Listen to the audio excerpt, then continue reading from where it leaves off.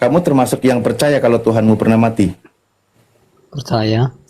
Oh ya benar, benar Pak Yakub ini. Ini yang tadi Bapak sebutin ini Pak. Masa Tuhan mati?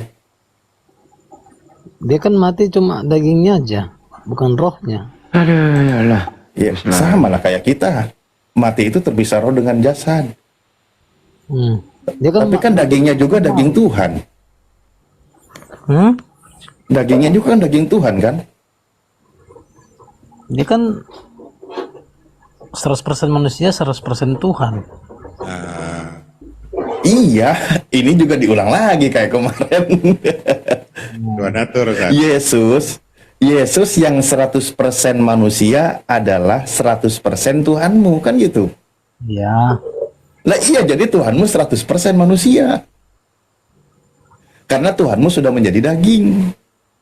Lalu dia mati ketika disalib. Ya. Ya ini, benar kata Pak Yakub, ini yang mengikuti ajaran sesat ini kayak gini. Si Yakub yang ngajar sesat itu. Mungkin orang-orang Kristen silakan. sering minum obat sakit kepala ya. Karena tidak ada satupun di dalam Injil yang mengatakan bahwa Yesus dan Mesias Yesus itu seorang Tuhan. Dikatakan oleh Zakaria dia adalah hamdalah, artinya hamba Tuhan. Nah, kalau dia 100% manusia, selamanya dia akan 100% manusia. Tidak pernah dia akan menjadi Tuhan. Perbuatan ajaib atau mukjizat yang beliau praktekkan di dunia ini, itu adalah dengan izin Elohim, Yakub, bukan kemauan dia sendiri. aku boleh nanya sama kamu. Oh silakan. Yesus lahir dari berhubungan intim atau tidak? Tidak. Ya udah, dari firman Tuhan Allah kan. Betul, sepakat kalau itu. Ya udah, jangan Ya, kau samakan. Muslim juga sepakat. Ini daging firman Allah. Allah yang mana saat ini? Ya Bapak di Lagi surga daging lah. firman Tuhan. Allah yang mana itu? Itu ditanya Allah yang mana? Ya Bapak di surga lah. Cuman kau? Tewas maksudnya. Ya, boleh bilang teh. Nah, Tuhan Yesus Kristus sebagai orang Kristen yang percaya kepada satu Allah yang benar. Dia yang awal dan akhir. Siapa? Ya, sesuai perkataan Sang Firman, kitab suci. Betul. Artinya Tuhan yang kekal. kalau Anda Ini menerima si Yakub ini bukan Kristen ini. Dia ini Muslim ini. Saya Kristen, Oh, saudara. saya bukan Muslim, saya Nasrani. Saya luruskan ya. Kalau Yesus itu sebagai 100% manusia, betul saya aminkan dari sekarang. Nah, Tapi dia bukan Tuhan. Dia menyembah Tuhan yang agung, yaitu Kalau Elohim. Filipus bersaksi, kenapa kau tidak pernah baca dalam Alkitab, saudara? Yang mana Tunjukkanlah Bapa itu kepada kami, dan kami bisa merasa puas. Filipus mewakili seluruh manusia loh. Kenapa kau tidak pernah belajar tentang Filipus? Filipus yang mana coba? Kau buka dalam 1 Yohanes, kau baca di situ. Nah, inilah perbedaan antara Nasrani dan Kristen. Di mana kami tidak memakaikan Bible, kami menggunakan Injil. Yakub, Dua literasi Injil dan Bible itu berbeda. Injil Sebab menggunakan kalian bahasa tidak Aramaik, mengenapi ya. Sedangkan Bible menggunakan para bahasa nabi dan Romawi. rasul-rasul. Jadi berbeda Kalian pemahaman mengurangi dan tafsirnya. menambahkan ayat Alkitab, dan itu nyata. Kalian percaya kalau Tuhan Allah itu adalah Tuhan Allah yang menciptakan langit dan bumi, yang awal permulaan. Sekarang saya bertanya, yang berkata siapa? Sang Firman atau Tuhan Allah? Kau bisa menjawab enggak? Kalau Allah pencipta langit dan bumi, saya percaya. Tapi bukan Yesus. Yesus adalah makhluk. Kau tidak mendengarkan perkataan Sang Firman, yaitu yang diutus anaknya ya. Semua orang percaya Mesias. Engkau percaya Mesias enggak? Percaya, Mesias itu ada 3 golongan. Nabi, Iya. Imam, Mesias dan Mesias raja. palsu. Mesias palsu. Tidak. artinya Tidak. Mesias ini adalah Kita seorang sudah tahu manusia, kalau bukan kau sudah Tuhan. bilang 3 Mesias itu Mesias palsu. Jangan nyerocos Artinya- gantian Putra Sil. Kalau orang ngomong jangan dipotong. Ini benar ini. Bagaimana kau bilang 3 Mesias? Mesias 1 kok. Ini putra kurang tahu ya artinya Mesias itu apa ya. Definisi. Mesias yang diurapi, yang diberikan kekudusan atas langit dan bumi. Dia yang awal dan akhir. Apakah Tuhan pernah diurapi? wahyu diturunkan kepada Palestina yang diartikan dengan bahasa Israel yaitu Theos, bahasa Indonesia adalah Sang Firman, perkataan Tuhan Allah itu. Kalau perkataan Tuhan betul saya sepakat, tapi Yesus bukan Tuhan. Dia manusia biasa. Yang berkata Sang Firman, kau tidak percaya perkataan Sang Firman. Kau punya Mesias ada 3. Seperti di 3 orang Mesias yang masuk dalam goa keluar darah-darah. Inilah dua pemahaman Binang yang salah siri dalam kapur. kekristenan ya. Yakub, Yang saya pahami, kekristenan itu ada 2 saat itu ya. Kekristenan Yakub. Assyria atau yang Islam dan kekristenan Katolik. Kalau Protestan itu Yakub. adalah Denom. Yakub. Oh Yakub, Ya, aku boleh nanya sama kau. ya silakan. Pernah nggak Yesus berkata sama orang-orang Paris, orang Israel, kalau kau melihat aku, berarti kau melihat Bapakku. Aku dan Bapakku adalah satu. Pernah nggak kau baca ayatnya itu? Kalau ayat itu di Bible mungkin ada ya, tapi kalau di Injil tidak ada. Udah ngarang Yang ada kau. perkataanku adalah perkataan dari Bapak. Itu yang benar. Apa yang saya ucapkan itu ucapan dari Bapak, bukan dia melihat Bapak. Tidak ada diksi itu. Kau berkata perkataan Bapa dan kau berbicara tentang perkataan Bapa. Perkataan Bapa itu apa? Ya firman. Ya, kenapa kau mengurangi dan menambahkan tadi saya bertanya? Itu yang salah di situ. Nah, artinya Terima kasih. pemahaman tafsir tentang firman dengan Nasrani dan Kristen itu berbeda. Firman itu adalah pewahyuan atau perkataan yang disampaikan. Apa yang diucapkan Bapak itu yang diucapanku. Itu yang ada. Tapi kalau melihat Bapak melihat aku itu tidak ada. Itu perbedaan tafsir di dalam pemahaman literasi di Injil kami. Bang Putra, Mengurangi ayat Muslim. Alkitab. Aduh, ini harus diajarkan dulu. Yang mengurangi ayat Alkitab dan menambahkan itu adalah penyesat dan antikristus. Jangan kau samakan diri kau dengan pengikut antikristus ya. Itu sangat bebal. Karena sudah ditegur 2 kali nih. Ini yang ketiga kali nih. Masih mau lanjut berdiskusi atau kita ngobrol-ngobrol santai aja nih? Ya silakan, Anda kan pengikut Paulus. Silakan, ngobrol silakan. Rasul Paulus dia menceritakan dibenarkan oleh iman sebab hukum Taurat sudah tergenapi tetapi tidak dibatalkan. Dan engkau tidak tahu tentang perjalanan Paulus, perjalanan Rasul Petrus saat saya bertanya, kita dimitrai oleh Kristus. Di dalam ayat manakah kita tertulis dalam pemeteraian itu? Perkataan Paulus atau perkataan Petrus? Kau bilang kau belajar Alkitab, saya tanya kau ini. Justru Paulus lah yang membatalkan hukum Taurat. Aneh kan? Sebab itu kau tidak mendengar. Saya bertanya apa, kau menjawab apa. Sudah bang, lanjut aja, kita diskusi santai aja. Ya silakan. Mana ada yang membatalkan hukum Taurat? Digenapi. Saya lupa ayatnya. Cuman Alif mungkin bisa tahu. Paulus itu membatalkan hukum Taurat itu di mana? Berarti Tuh? kok Di nggak- Korintus. Efesus 2 nomor 15. Oh, Di nyamar Efesus. kau. Di Efesus tuh, betul. Kamu baca Efesus tuh. Kau nggak Kristen kau, Muslim kau. Ngarang kau itu. Saya Kristen. Kau ini Aku Nasrani. menghakimi saya dengan apa yang tidak terlihat sebab Allah dengan Allah itu berbeda. Si Yakub ini bukan Kristen. Dalam bahasa Indonesia, tetapi kalau Aku memang Palestina bukan itu Kristen, aku Allahnya Nasrani. itu pakai bahasa mereka, yaitu Allah. Kalian mengerti nggak? Woi, orang Indonesia sedikit dong. Nah, diksi Allah itu loh untuk orang Islam, ya. Orang Nasrani itu bilangnya Elohim atau Eloa. Jadi Anda jangan mencampur adukan pemahaman. Bukankah Tuhan Anda Yesus? Belum sadar-sadar juga nih orang-orangnya. Tuhan bilang kita belajar mengasihi di seluruh bangsa. Kalian mayoritas enggak? Kau Kenapa? tidak terima dari saudara kamu punya pembicaraan gitu.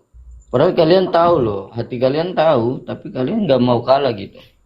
Sebab iblis ada di tengah-tengah kalian, dia akan mencuri perkataan firman berulang-ulang-ulang. Tapi kalian Karena nggak sadar.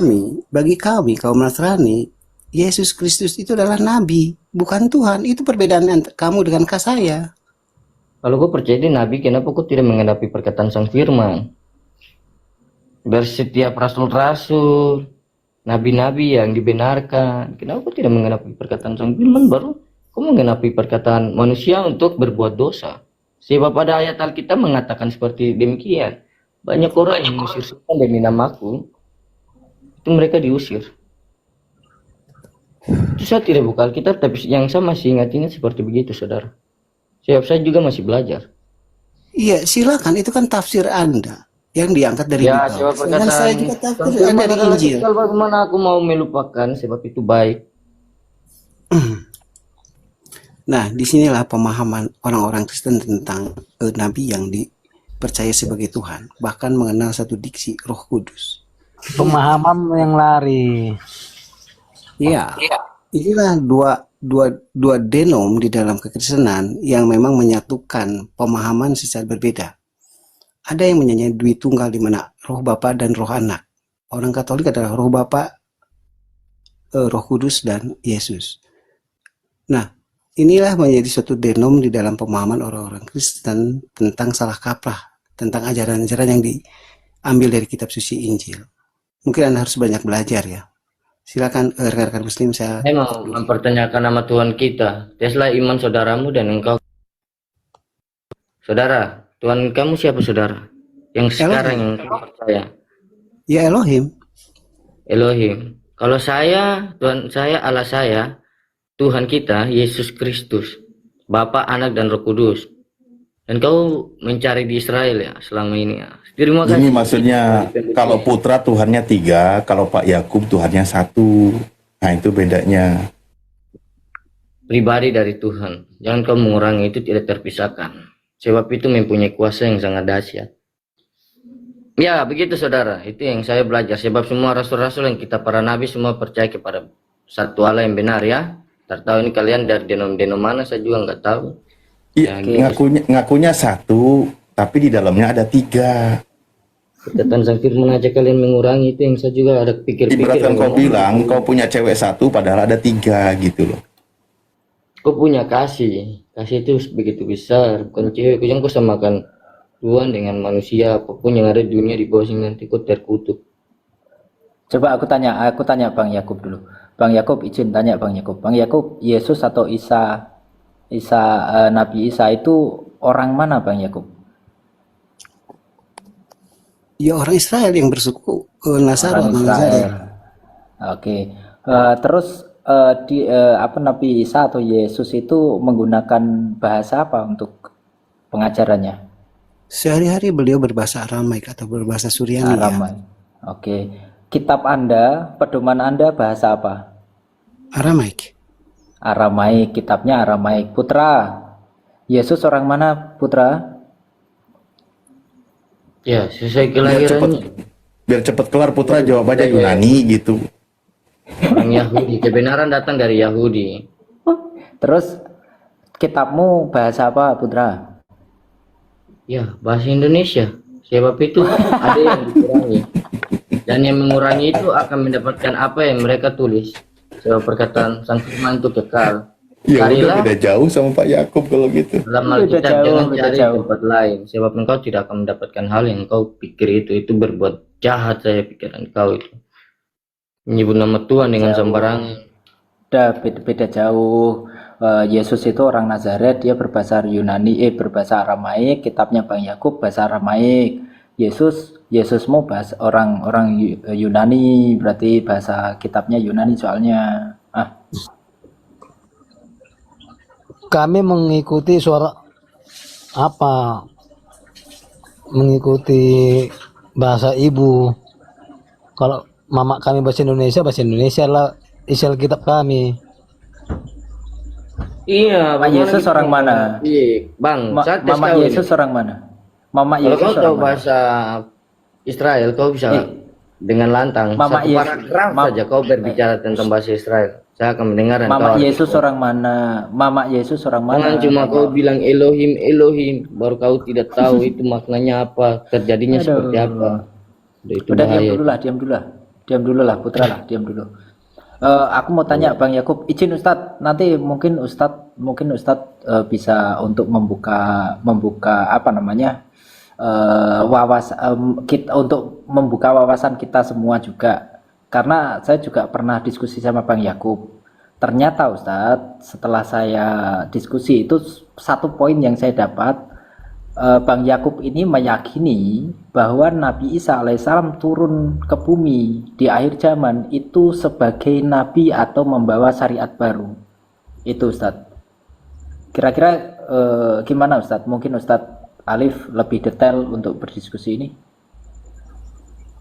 Oke. Iya, seingatku Pak Yakub ini dulu itu namanya aku lupa loh, bukan Pak Yakub. Mungkin Bapak kalau mau konfirmasi boleh atau klarifikasi ya. Dulu Pak Nasrani siapalah aku lupa namanya itu yang Nasrani. Kalau dulu Amran, ada Amran namanya dulu. Aku pernah ketemu juga, Bukan, tapi bukan. katanya beliau bukan juga. Oh bukan. Pak Alif, Bukan. Jadi sebentar, saya ingin jawab dulu ya. Kesaksian, Gini. ya. Kesaksian Kedatangan siapa Nabi ya? Isa alaihissalam, oh ya Pak Esau ya. Nabi Isa alaihissalam itu datang kedua kali itu bukan membawa syariat baru, bukan. Jadi bukan berarti dia kenabian mendapatkan wahyu baru dan sebagainya. Dia itu hanya mau menyelesaikan tugasnya yang belum selesai. Makanya dikabarkan oleh Nabi kami, beliau itu datang akan turun nanti kedua kalinya, bahkan disebutkan lokasinya di Menara Baido, Masjid Menara Baido itu sekitar Damaskus Suriah daerah sana. Datang di waktu subuh, dia datang sholat menjadi makmum dari Imam Mahdi kan gitu. Dia sholat, artinya di situ sudah jelas tidak membawa syariat baru. Ibadahnya mengikuti ibadah yang sudah disyariatkan oleh Nabi terakhir, yaitu Nabi Muhammad SAW kan gitu. Nah, apa tugas dia yang paling prinsip dikabarkan di dalam Al-Quran, di dalam hadis Rasulullah itu satu, wayuk sirus solab gitu kan. Dia itu akan menghapuskan penyaliban. Jadi doktrin penyaliban itu yang selama ini putra, siapa di love ini, pokoknya oten-oten kalian yang selama ini mengagung-agungkan penyaliban itu akan dipatahkan oleh dia. Kan gitu. Lalu dia itu akan membunuh babi. Konsep tentang menghalalkan babi itu akan dibantah oleh dia. Dan dia itu akan memakmurkan zakat dan menghapus jizyah kan gitu ya. Jadi memakmurkan zakat artinya memang hukum Tuhan ditegakkan, syariat yang sudah diajarkan oleh Rasulullah SAW. Sampai-sampai ketika hukum Tuhan itu ditegakkan, keadilan terjadi, tidak ada lagi orang miskin. Karena apa? Karena makmur bumi ini kan gitu, mengalami fase kemakmuran. Nah di situ karena hukum Tuhan ditegakkan, ya konsep menyembah dia, menuhankan dia itu akan dipatahkan. Itu menurut penjelasan dari Islam begitu. Ya, itu kesaksian Muhammad itu benar itu. Silakan Pak. Udah, terakhir diam dulu, kamu nyimak dulu karena jauh kitabmu itu. kalau orang kitabnya Muslim Yunani ini kan soalnya. debat kusir. Ya, Alkitab nyimak saya, dulu. Alkitab saya. Gimana sih? Kita Iya, makanya nyimak dulu. Bagaimana kau Makanya menghalangi nyimak, saya? ya nyimak. Sebab iblis Ya itu udah, ada di nyimak dulu. tengah-tengahmu. Udah, nyimak dulu. Silakan Bang Yakub. Ya baik. Mungkin di sini dalam pemahaman datangnya di zaman, saya sepakat ya. Cuman memang ada dua tugas yang beliau memang belum dilaksanakan. Satu adalah membunuh masa dagala, kedua adalah menghukum orang yang menuhankannya. Saya koreksi apa yang disebutkan Alif tadi, bahwa pewahyuan itu tidak akan lagi ada. Ingat ya, setelah terbunuhnya masa dagala, itu akan terjadi suatu peristiwa besar lagi yang mencakup dunia ini, yang mengancam umat manusia, yaitu dengan kedatangan Gog dan Magog. Artinya, literasi ada menyebut adalah Yajud dan Majud. Tidak ada seorang nabi pun yang bisa membunuh kaum tersebut. Maka Isa dan Masih itu bermohon kepada Elohim. Artinya, pewahyuan itu tetap turun. Artinya apa? Doa beliau itu dikabulkan. Dengan didatangkannya adalah hujan, sehingga makhluk itu habis. Itu mah literasi hadis, Pak. Jangan menyebut nama Tuhan Allahmu ini dengan ya. sembarangan. Bang Yakub tadi saya sudah sampaikan. Sebentar ya. Kau ini aduh. Tidak tahu perkataan itu, kau tidak. Dua Apa itu? pemahaman tentang artinya. Kau kira kau sudah membela laut seperti Musa? Aneh sekali kau otaknya ini. Putra, diam dulu Putra. Kamu kan punya 3, sabarlah. Dua pemahaman tentang adanya syariat atau aturan. Kau tuh nggak Kristen lagi, kau udah Muslim kau itu Yakub. Melanggar bukan Kristen, aku bukan peraturan Muslim, hukum aku Musa. Nasrani. Coba gantian. Jangan kayak pasar. Gantian. Kau ngaku-ngaku kau. Jadi Udah dibilang artinya dia bukan Kristen, Oh, batal. Udah dibilang dia bukan Ini- Kristen, dia Nasrani. ini Nasrani. Ah, Tapi bukan Esau, Ustaz Alim kayaknya kalau suaranya. Kalau Esau itu kan sudah agak sepuh. pemahaman Ya nggak apa-apa, nggak apa-apa. atau Lanjut. atau eh, aturan aturan itu pasti ada atau syariat itu ada. Dua pemahaman tentang aturan itu akan ditambah. Kenapa? Karena saat itu tidak ada lagi batasan negara. Jadi artinya semua satu sepakat. Artinya umat yang hanif mengesahkan satu Tuhan. Itu dulu yang kita memang pahami dulu. Artinya aturan atau syariat itu pasti ada. Mungkin beliaulah yang akan menurutkan. Sifat berdustami itu Cuma Yakub. di dalam diksi kenasranian kami tidak ada yang namanya Imam Mahdi. Tidak ada. Siapa itu? Rekan-rekan pun sendiri tidak akan tahu karena Mahdi itu adalah sebutan yang artinya diberi orang yang berpetunjuk, bukan nama orang. Jadi memang debat-debatnya di situ. Oke, saya tanggapi dulu ya sedikit ya biar tidak terlalu panjang. Dan ini buat teman-teman Kristen, ini khusus diskusi yang Tuhannya Esa ya. Kalau kalian yang tiga nanti sabar. Ya, kalian diam dulu, nyimak dulu, oke? Nah, Itu sesat, itu menyembah Bapa yang Abraham yang tidak berasal dari Allah. Waduh, Bukan gantian tahu. dulu dulu, saya kami izin mau putra. menanggapi dulu. Nanti saya Yang turunkan tidak ke berasal dari kau. Allah. Nggak apa-apa, ini anggap aja bunga-bunga. Kita lagi ada rumput-rumput tapi cukup Al-Imran menghias lah. ayat 3 itu menyatakan Al-Quran sama dengan Diam. yang Ah, kau aneh-aneh gini ya. loh Pak, maksud saya sampaikan, dia itu tidak membawa syariat baru. Ayat. Kalau tadi contoh, bahkan betul, dalam hadis panjang Rasulullah menjelaskan tentang kisah Nabi Isa alaihissalam dan kisah Dajjal. Jadi memang Nabi Isa itu mudah untuk mengalahkan Dajjal. Sama Bahkan kau. Dajjal digambarkan dia itu akan mati, terbunuh, meleleh seperti garam. Kan gitu ya, yang kena panas. Nah, sementara Ya'juj dan Ma'juj ini, Nabi Isa nanti berdoa kepada Allah. Sehingga Allah utus bala tentaranya yang lain ya. Nanti disitulah panjang kisahnya. Nah itu doa Nabi Isa. Dan itu sudah dikabarkan oleh Nabi kami. Maksud saya sampaikan tidak membawa syariat baru. Contoh tadi ketika dia memakmurkan zakat, tentu zakat itu aturannya sudah ditegakkan oleh Nabi kami kan gitu. Tidak ada aturan-aturan yang baru. Kalau masalah berdoa itu tidak ada masalah. Makanya ketika dia sholat ibadah menjadi makmum, bentuk dia itu menghormati umat yang terakhir. Cara ibadahnya mengikuti. Seperti itu Pak. Jadi bukan tentang mungkin hanya di sini tentang perspektif aja saya rasa ya. Maksud tentang syariat baru itu kan dia itu kan nanti contoh ketika dia datang diutus, Al-Quran menyebutkan waqafaina ala asarihim dan seterusnya. Jadi Allah teruskan jejak Nabi Musa, mengutus Nabi Isa, dia membawa kitab Injil dan seterusnya. Nah, membawa syariat baru itu kan dia menyempurnakan, menggenapi ada yang direvisi dari syariat Nabi Musa, Nabi sebelumnya, kitab Torah Musa, kan gitu. Nah, yang ini enggak nanti. Syariat yang sudah terakhir ditutup oleh Rasulullah tidak dirubah oleh beliau. Justru beliau ketika nanti datang mengikuti syariat yang berlaku. Karena Rasulullah SAW itu syariatnya berlaku untuk seluruh umat manusia. Begitu. Terus tadi apalagi ya berkaitan dengan ini saya rasa udah cukup sih atau kalau kelewat mohon maaf. Kalau zakat atau perpuluhan bahasa sekarang itu dari zaman Isa dan Masih juga sudah ada. Cuman prakteknya diselewengkan oleh orang Kristen di mana pendeta lah yang menerimanya. Sebenarnya perpuluhan itu untuk orang-orang miskin. Itu kan syariat baru, itu aturan lama yang memang diambil lagi oleh Baginda. Dua hal inilah yang menjadi perbedaan literasi yang memang syariat atau aturan. Kita bicara bahasa Indonesia biar paham orang Kristen ini ya. Aturan inilah yang memang akan ditambah, ada penambahan. Saya yakin ada. Kenapa? Semua manusia itu sama.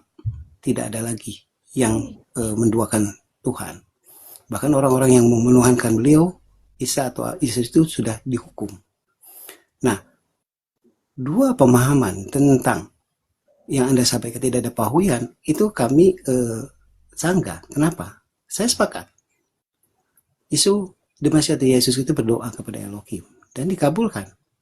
Nah, inilah menjadikan pemahaman kami bahwa Isa Al-Masih itulah Nabi terakhir sebelum dia menikah dan wafat sebagai manusia seperti biasanya. Begitu.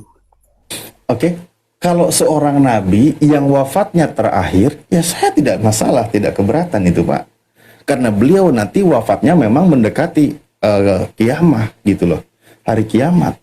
Setelah tugasnya selesai, kan saya bilang tadi.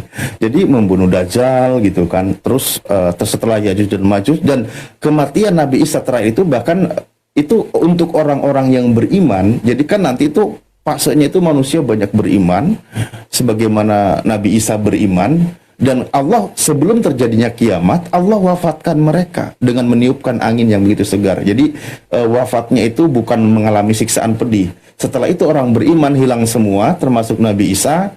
Tinggal sisalah orang-orang yang tidak beriman. Contoh tadi si putra gitu kan, misal kalau masih hidup sampai nanti dan seterusnya. Nah, orang-orang kafir inilah nanti yang akan merasakan hari kiamat gitu.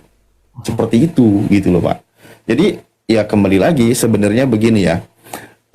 Ada hadis Rasulullah SAW itu yang begitu jelasnya ketika Rasulullah sampaikan bahwa apakah kalian adalah orang-orang yang bingung seperti bingungnya Yahudi dan Nasrani, kata Rasulullah. Dipertegas, laqad ji'tukum biha baidoa naqiyah. Aku telah datang membawa untuk kalian syariat yang putih dan bersih, yang tidak dicampuri lagi, kan gitu ya. Nih, walau kana Musa hayyan ma wasi'ahu ilat taba'in gitu ya, dalam sebuah redaksi hadis. Seandainya Nabi Musa alaihissalam itu hidup sekarang, maka tidak diperkenankan baginya kecuali harus mengikutiku. Tuh, yang membawa hukum yang terutama saja seandainya hidup sejaman dengan Rasulullah, pasti dia akan menjadi pengikutnya. Kan gitu. Nah, itu sebenarnya begitu, Pak. Kalau dalam perspektif Islamnya, tapi kan Anda punya pandangan tadi sendiri, yaitu silahkan. Ya, kami hanya menyampaikan versi bagaimana ajaran Rasulullah SAW. Ajaran yang putih bersih ini dan terjaga sampai hari kiamat dipelihara, termasuk kitab sucinya Al-Quranul Karim, karena memang dijamin oleh Allah, dan itulah aturan ajaran yang terjaga seandainya ada Nabi. Makanya, saya kembali kepada ayat Al-Quran biar tidak terlalu jauh. Makanya Al-Quran di situ disebutkan ya. Ini indahnya ayat Al-Quran di dalam surah Maryam. Di dalam surah Maryam ayat 30 kan, wa ausoni bis solati waz zakati madumtu hayya. Nabi Isa alaihissalam itu mendapatkan perintah tapi dengan kalimat wasiat dari Allah. Wa ausoni, dan Allah mewasiatkan kepada aku, tapi di situ mananya perintah. Ternyata itu juga nanti berlaku untuk beliau. Untuk apa? Melakukan sholat dan membayar zakat. Menegakkan aturan zakat. Di dalam surah Maryam kan, wa ausoni bis sholati waz zakati madumtu hayya. Selama aku hidup. Nah, kedatangan nanti beliau kedua kali, ya begitu.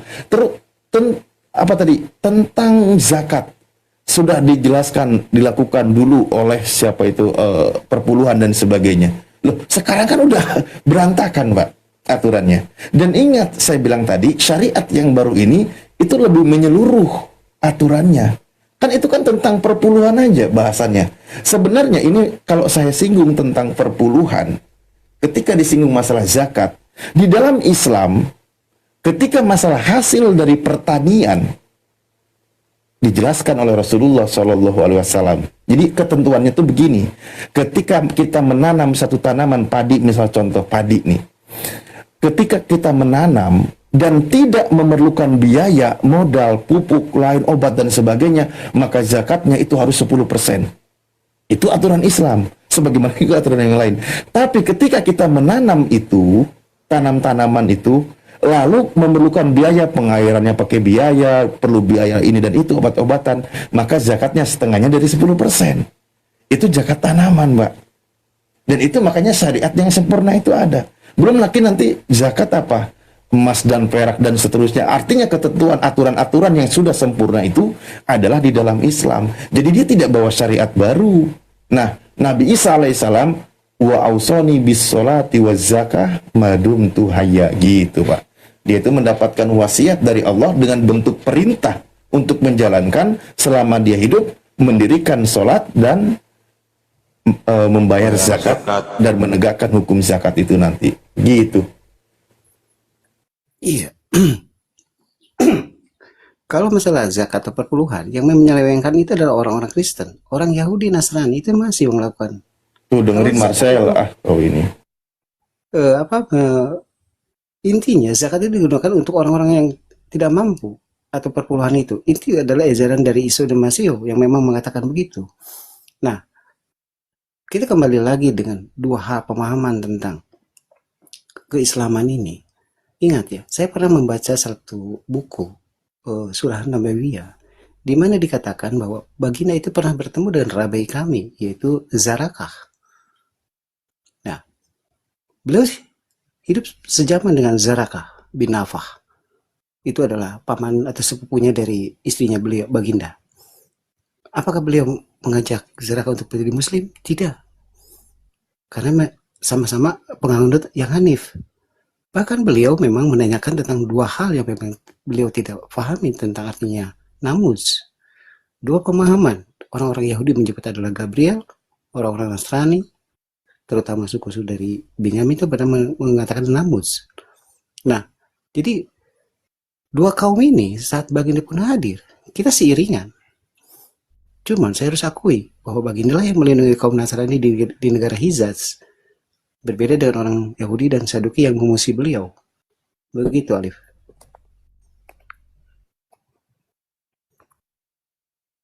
Ya, Warokah bin Nawfal. Mungkin tadi dalam bahasa Persia Anda itu ya. Betul, itu paman Rasulullah. Dan itu artinya benar. Rasulullah seorang nabi itu memang sangat dinantikan. Dan sudah dikenal ciri-cirinya kan gitu. Makanya di situ dalam hadis Bukhari itu dijelaskan tentang Warokah bin Nawfal ini. Dia berkata apa? Seandainya aku hidup sejaman dengan dia ketika dia berdakwah, maka aku akan menjadi pembelanya. Kan gitu. Artinya dia berarti mau tuh menjadi pembelanya. Kenapa dia belum? Ya itu wahyu pertama. Beliau kan tidak tahu. Bahkan di situ dikatakan sudah syai'un kabir, sudah sangat tua Warokah bin Nawfal ini. Nah itu kisahnya begitu. Bahkan ada, tapi okelah nanti terlalu jauh kisahnya. Tidak tertulis di hadis tersebut beliau itu adalah mengikuti, menerima bahwa dia itu adalah sebagai Rasulullah Allah kan gitu ya.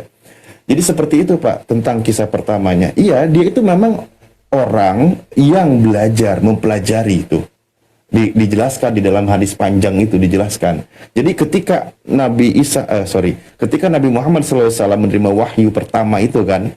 Nah, karena apa? Karena kalau dibahas Pak, ini istrinya Sayyidah Khadijah itu tahu kalau dia itu calon nabi. Tahu dia. Karena tahu dari informasi yang didapat. Makanya sangat menanti-nantikan kapan momen itu datang. Makanya begitu momen itu datang, langsung dia bawa kepada pamannya, dijelaskan. Oh, faqala lahu, berkatalah kepada Rasulullah Warokah, apa dikatakan? Hada namus alladzi nazalallahu ala Musa. Ini adalah namus yang telah pernah turun, pernah datang atau pernah Allah utus kepada Nabi Musa. Dia berkata apa? Ya laitani fiha, dan seterusnya dalam sebuah hadisnya kan, seandainya aku nanti hidup, maka ketika dia berdakwah, maka aku ini akan menjadi pembelanya. Kenapa dia tahu nanti dia itu akan diusir oleh kaumnya dan seterusnya. Seperti itu dalam sebuah hadisnya gitu. Memang begitu Pak peristiwanya. Makanya Al-Quran menyebutkan di dalam surah Al-Baqarah, ya'rifunahu kama ya'rifuna abna'ahum. Itu tentang wahyu pertama sih Pak, tentang wahyu pertama. Belum ada ajakan Rasulullah, belum, orang baru aja menerima wahyu. Kan gitu. Dia masih ketakutan, masih kaget gitu kan. Sebagai manusia pertama kali menerima wahyu, makanya di situ diperkuat ternyata benar dia itu adalah nabi yang terakhir. Begini Alif. Ada dua pemahaman di dalam kitab Zarakah itu. Baginda Nabi Muhammad adalah nabi begitu dia lahir. Dia udah predikat nabi sudah melekat pada dirinya. Cuman memang Elohim menubuatkan dia itu diangkat jadi rasul yang memang dikatakan harus punya umat di usia 40. Jadi pengertian nabi itu dia lahir itu udah jadi nabi sama dengan Isa Al-Masih. Nah, rasul untuk Isa Al-Masih di usia 33. Rasul buat baginda itu di usia 40. Ini artinya nabi itu lahir begitu, predikat nabi itu udah menempel kepada jiwa raganya saat dia itu lahir. Berbeda dengan rasul. Rasul adalah suatu literasi atau khalifah, suatu pemahaman yang mempunyai umat dan menyebarkan. Nah, itu bukan dua literasi yang harus Anda pahami dalam diksi antara Nabi dan Rasul. Ya kalau kami Muslim paham lah Pak. Jadi artinya pewahyuan pertama itu dia sudah menjadi seorang nabi, tapi belum menjadi seorang rasul. Makanya saat itu dia bertanya kepada Rabbi Zaroka. Begitu, Alif. Ya kalau dikatakan nabi, bahkan para ulama itu menjelaskan mengikuti definisi nabi. Man uhiya ilaihi wala umira bitablighi, orang yang sudah menerima wahyu, menerima bimbingan dari Allah. Al-Quran juga menyebutkan wa wazadaka dolang fahada, kan gitu, wa wajadaka. Jadi ketika Allah hendak tersesat maka Allah berikan petunjuk. Itu dari usia mudanya dia sudah menerima bimbingan, menerima wahyu, statusnya nabi. Makanya ketika usia dia 2 tahun dia sudah dibersihkan dadanya, kan gitu.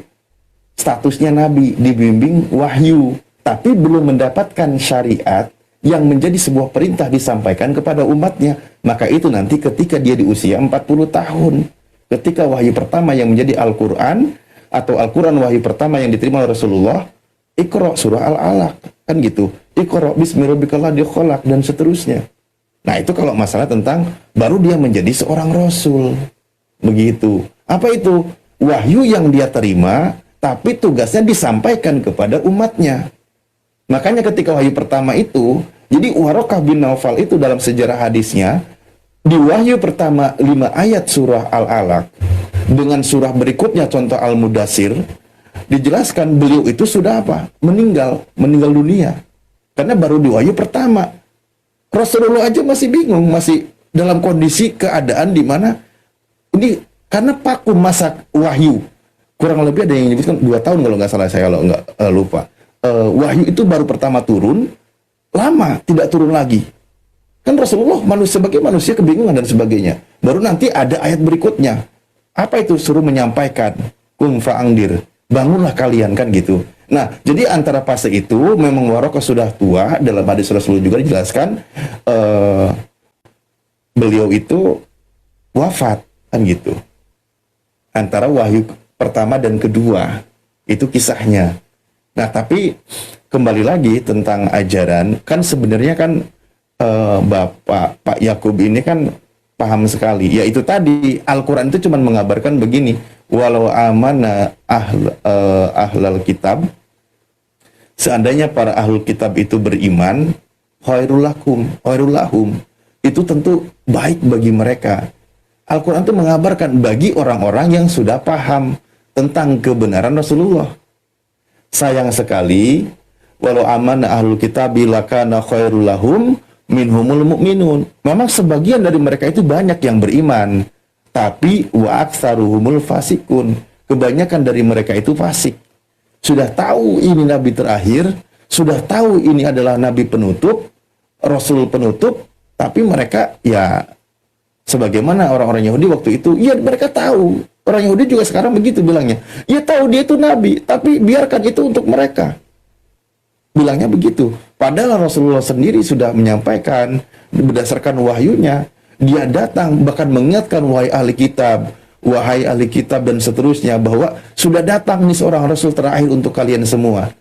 Tapi masalahnya di sini saya nggak bisa ngutip misal Yohanes atau apa. Ya Anda sendiri nggak percaya gitu kan. Tapi sebenarnya banyak kutipan-kutipan yang menarik sih di sana gitu. Jadi begitu Pak. Jadi penolakan. Nah, tetap penolakan ini di dalam Al-Quran disebutnya sebagai tergolong orang yang fasik gitu. Tapi versi Al-Quran loh. Oke, silakan. Gimana tentang perang itu, Bang? Coba ceritakan tentang perang. Nanti dulu Erik. Nanti dulu. Antri yang 3, antri urutan yang Tuhannya 1 dulu ini. Ya, Tuhan 3 nanti. Silakan Bang Tuhan, Yakub. Bang? Emangnya ada Tuhan, Bang? Abang? Islam kok mana mengakui ada Tuhan? Ya diam dulu, gantian yang Tuhannya 3 gantian dulu. Nanti kesempatannya. Daripada Tuhanmu nggak ada. Itu hanya Yesus juga nggak ada kok. Waduh, kamu itu Erik.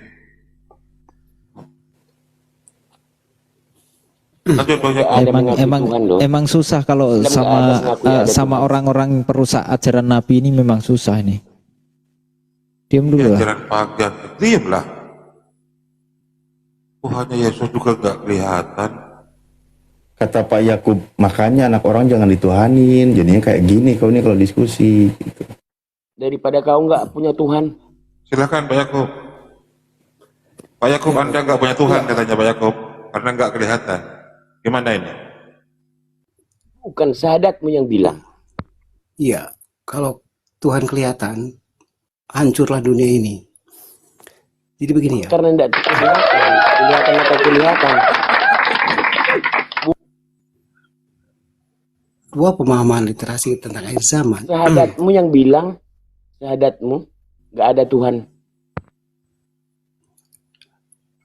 Isu Mesio atau Yesus Kristus saat beliau nanti hadir, ada dua pemahaman yang memang berbeda di dalam literasi. Anda menyebut dari beberapa kutipan Quran yang memang saya kurang paham ya, karena belum belajar banyak. Tetapi yang jelas, inti dari permasalahan yang memang mengetahui tentang syariat atau aturan baru itu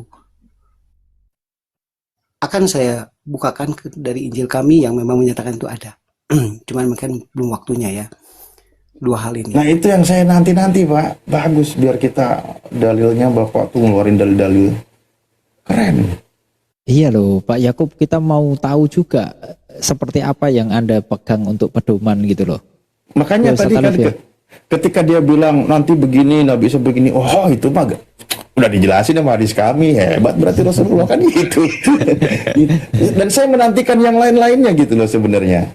Nggak apa-apa Itu Pak. bang karangan orang. Nggak apa-apa kan kita maksudnya berbeda-berbeda ya memang kita berbeda kan gitu ya, nggak ada masalah. Yang penting kita diskusi aja ngalir. Artinya kalau Anda mengutip dari pemahaman Yahudi, itu Anda jangan berharap ada satu orang Yahudi pun dia mengakui baginda. Karena mereka stop sampai Musa. Isa Al-Masih atau Yesus Kristus. Itu mereka tolak. Apalagi baginda. Nah, ini yang menjadi satu pemahaman dasar saat Nabi terakhir itu banyak kaum Bani Israel di Hijaz. Itu mereka menantikan. Betul, saya sepakat. Tetapi bukan dari kaum kami. Bukan dari kaum Israel. Tetapi dari kaum Ismail. Nah itulah menjadikan penolakan. Sebenarnya kalau saya satu buka dalam satu literasi, kalau Anda mengutip dari Tauratnya Yahudi Ortodok, itu saya bisa katakan salah. Kenapa mereka berkumpul di Hijaz atau di Jazirah Arab untuk menyatakan Nabi terakhir? Ada dua literasi yang harus Anda pahami. Semenjak zaman Isa Al-Masih atau Yesus itu ada, Taurat itu sudah ada dua, Taurat Samaria dan Taurat Yahudi Ortodok. Kalau Anda menyalin dari Taurat Yahudi itu tidak pernah ada nubuatan tentang Nabi baginda Nabi Muhammad dan Isa Al-Masih. Tetapi kalau Anda melihat dari Tauratnya Samaria, nah disitulah tervalidasinya kenapa orang-orang Yahudi atau Bani Israel itu berkumpul di Jazirah Arab. Karena memang ada nubuatan tentang Nabi terakhir itu. Yang mereka tunggu memang sepakat saya dari kaum mereka. Kaum kami pun ada di situ. Apakah dari kaum Yahudi atau kaum Nasrani? Ternyata Elohim berkehendak lain. Ternyata dari kaum Ismail. Ya, jadi artinya literasi tentang Taurat itu harus Anda pahami juga. Berbeda pemahamannya dengan Taurat Yahudi Ortodok. Yang memang kitab sucinya adalah tanah. Tetapi orang Nasrani mengimani Isa Al-Masih sebagai Nabi. Bahkan Anda sendiri yang menyatakan bahwa Isa Al-Masih adalah seorang musadik, membenarkan apa yang benar dan mengkoreksi apa yang salah. Nah, dari kedua Taurat ini, Isa Al-Masih menyempurnakan menjadi Injil. Begitu makanya orang-orang Nasrani sangat menghormati beliau, karena memang ada nubuatannya. Begitu, Alif. Oke, terima kasih, mantap. Saya akan bacakan ayat Al-Quran, satu ayat nanti berikutnya juga keterjemahan. Ini menarik ya, saya akhirnya Al-Quran. Bismillahirrahmanirrahim. Pertama di surah Al-Ma'idah ini ya, saya sampaikan dulu, surah Al-Ma'idah, surah kelima ayat 12, itu tentang bagaimana kisah Bani Israel dan keturunan-keturunannya, kan gitu ya. Berikutnya, karena informasi sudah datang, maka di dalam ayat 13 dikatakan Bismillahirrahmanirrahim, fabima naqdihim misaqahum la'annahum wa ja'alna qulubahum qasyiyah yuharrifunal kalima amma wadihi. Tetapi karena mereka melanggar janjinya, kami kutuk mereka dan kami jadikan hati mereka keras membatu. Mereka suka merubah kalam Allah dari tempat-tempatnya, dan mereka sengaja melupakan sebagian dari apa yang telah diperingatkan kepadanya. Dan kamu, wahai Muhammad, senantiasa akan melihat kehianatan dari mereka, kecuali sedikit di antara mereka yang tidak berkhianat. Maka maafkanlah mereka dan biarkanlah mereka. Sesungguhnya Allah menyukai orang-orang yang berbuat baik. Wa minal ladina qalu inna nasoro akhadna misaqahum panasu haddam mimma dukiru bih al-ayah. Dan di antara orang-orang yang mengatakan sesungguhnya kami ini orang-orang Nasrani, ada yang telah kami ambil perjanjian mereka, tetapi mereka sengaja melupakan sebagian dari apa yang mereka telah diberi peringatan dengannya. Maka kami timbulkan di antara mereka permusuhan dan kebencian sampai hari kiamat. Dan kelak Allah akan memberitakan kepada mereka apa yang telah mereka kerjakan. Jadi ada kisah dari Bani Israel, ada kisah dari Nasrani, mereka melanggar perjanjian, mereka berkhianat, terjadi permusuhan antara mereka yang mengaku sebagai pengikut Nabi Isa, dan itu permusuhan terjadi sampai hari kiamat. Makanya terakhir saya sampaikan di sini, di sinilah dikabarkan, ya ahlal kitab, wahai para ahli kitab, qad ja'akum rasuluna yubayyinu lakum katsiran mimma kuntum tukhfuna minal kitab wa ya'fu an katsir. Qad ja'akum minallahi nuru wa kitabum mubin. Hai ahli kitab, sesungguhnya telah datang kepadamu Rasul kami menjelaskan kepadamu banyak dari isi Alkitab yang kamu sembunyikan, dan banyak pula yang dibiarkannya. Sesungguhnya telah datang kepadamu cahaya dari Allah dan kitab yang menerangkan. Yahdi bihillahu manittaba'a ridwanahu subulas salam wa yukhrijuhum minad dulumati ilan nur bi'idnihi wa yahdihim ila siratim mustaqim. Dan dengan kitab itulah, yaitu Al-Quran, Allah menunjuki orang-orang yang mengikuti keridhoannya ke jalan keselamatan, dan dengan kitab itu pula Allah mengeluarkan orang-orang itu dari gelap gulita kepada cahaya yang terang benderang dengan seizinnya, dan menunjuki mereka ke jalan yang lurus. Laqad kafaral ladina qalu, baru nanti ke sini ke bawahnya sekte-sekte yang menuhankan Nabi Isa alaihissalam. Nah, di sini jelas. Jadi yang tadi Bapak jelaskan, ya benar kata Al-Qur'an. Terjadi peristiwa penyelewengan, perubahan dan lain sebagainya. Ada juga mereka itu akan terjadi permusuhan. Dan ketika Rasul terakhir datang mengingatkan kepada mereka, ya seperti yang sekarang lah kita lagi diskusi. Begitu Pak Yakub. Masya Allah, keren ya teman-teman ya. Ini diskusi yang enak didengar kayak gini, dan kita punya edukasi juga ya. Nanti kalau kita mau dagelan lagi nanti kalau sama Marcel ya, itu dagelan nanti. Silakan Bang Yakub.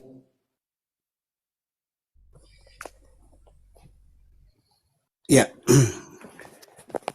sebagai kaum yang hanif, yang memang menyatakan di dalam literasi Injil kami, kebenaran adalah kebenaran. Cuman ada dua pemahaman yang harus Anda pahami. Kalau kita mengembali lagi kepada kesejarahan, yang ada di Hijaz itu atau di Makkah itu kebanyakan bukan Yahudi utara, tapi yang dari selatan, orang-orang Samaria.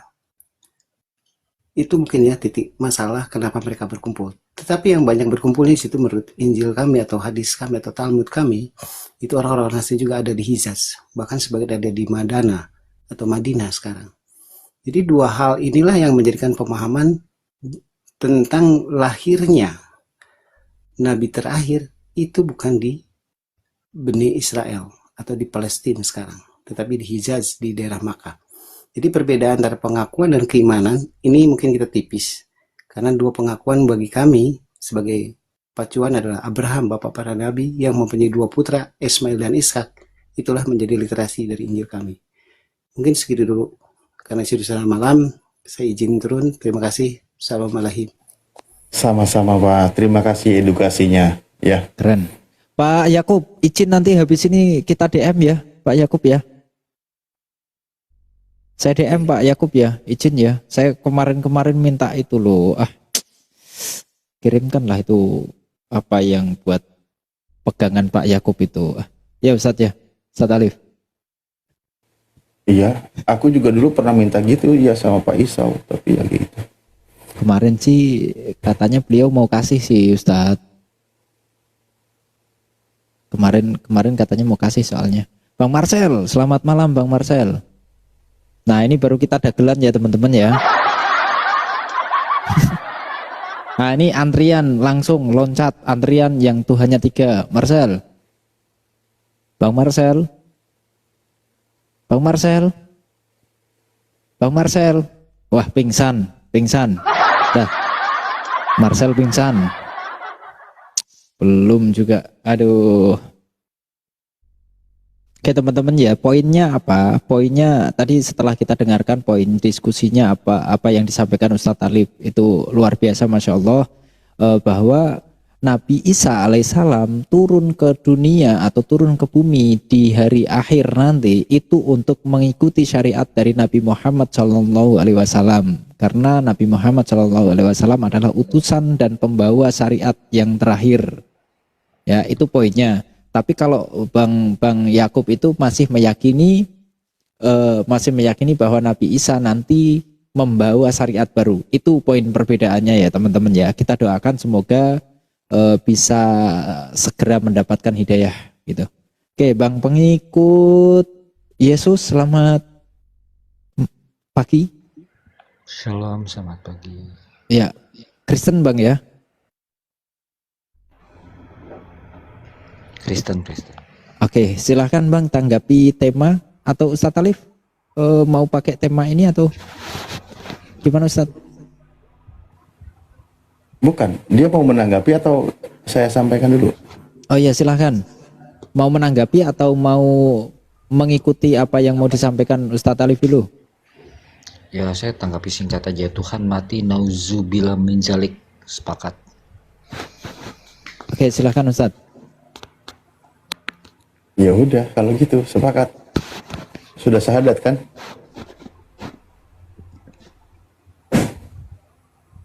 Halo? Siap Bang, Halo. kirim KTP Bang. Kirim KTP. Apa? Bukan, justru gini loh. Kekristenan tidak percaya bahwa Tuhan itu bisa mati. Ah, itu dia kita diskusikan. Mbak Christiana Angel, selamat pagi.